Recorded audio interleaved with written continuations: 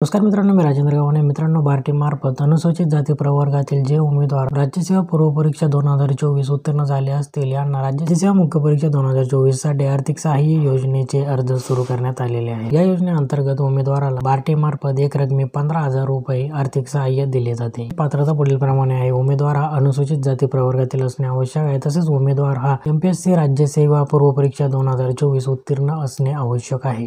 Online पद्धतीने अर्ज प्रक्रियेला सुरुवात झाली असून गुगल फॉर्मद्वारे तुम्ही हा अर्ज सादर करू शकता. अर्ज करण्याची लिंक मी तुम्हाला व्हिडिओच्या डिस्क्रिप्शन बॉक्समध्ये दिलेली आहे. तसेच अर्ज सादर करण्याची शेवटची तारीख ही 14 एप्रिल 2025 आहे.